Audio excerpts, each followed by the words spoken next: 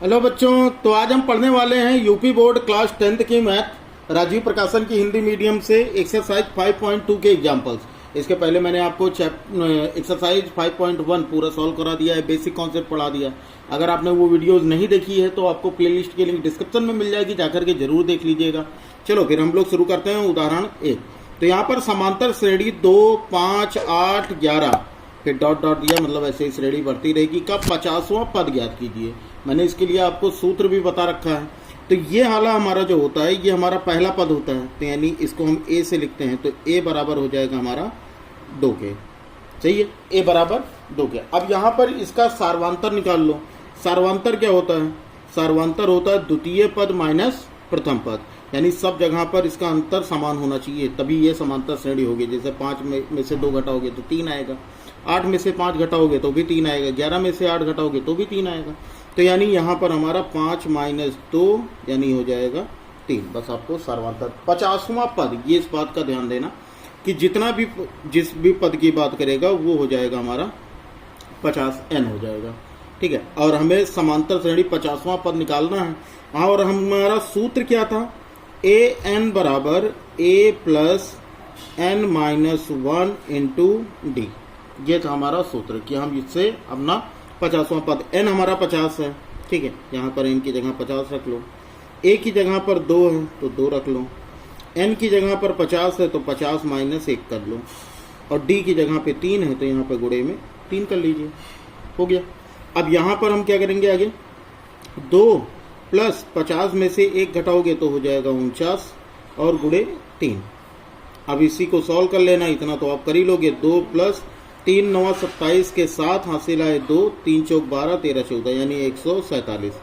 2 और 147 जोड़ेंगे तो हो जाएगा हमारा 149, यानी इस श्रेणी का 50वां पद कितना होगा? 149 होगा। बताओ समझ में आया?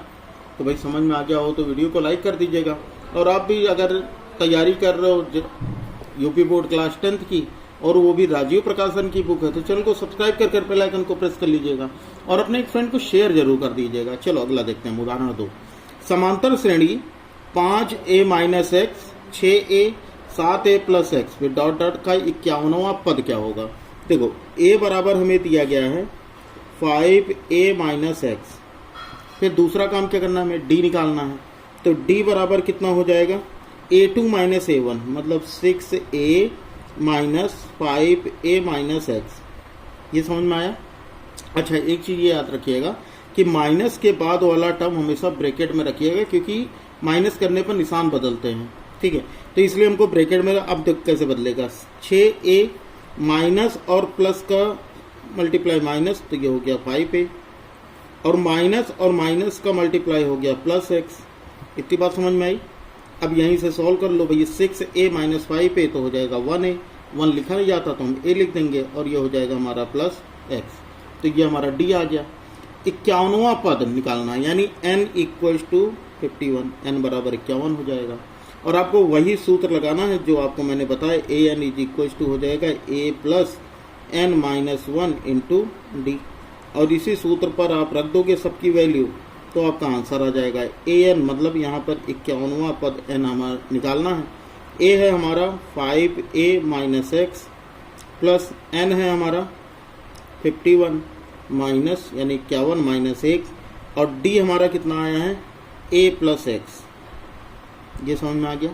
a plus x. तो अब यहाँ से सॉल्व कर लो भाई, तो हो जाएगा 5a माइनस एक्स प्लस 50 में 51 में से 1 जाएगा तो हो जाएगा 50, और ये हो जाएगा a प्लस एक्स।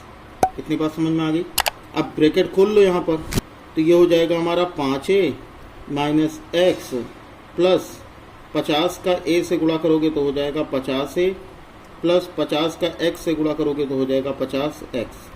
अब इसी को हमें हल कर लेना है। देखो यहाँ पर 5 है और ये भी ये 50 है। देखो ये चीज 50 का a से गुणा किए थे ना, तो ये हमारा कितना होता? 50 से हुआ था। तो 5 है और 50 है, हो जाएगा 55 है। माइनस और प्लस का सॉल्यूशन माइनस होता है, निशान बड़े नंबर के आगे का लगता है, तो यहाँ पर हम प्लस लगा लेंगे। और 50 में से 1 घटाओगे तो हो जाएगा 49x, यानी इसका 51वां पद, इस श्रेणी का 51वां पद कितना हो जाएगा? 55a प्लस 49a, और यही होगा हमारा आंसर। क्लियर है बात? इतनी बात सभी को समझ में आ गई? चलो अब हम लोग आगे के क्वेश्चन मतलब उदाहरण नंबर 3 हल करते हैं और वीडियो की लिंक आपको ये बगल में मिल जाएगी।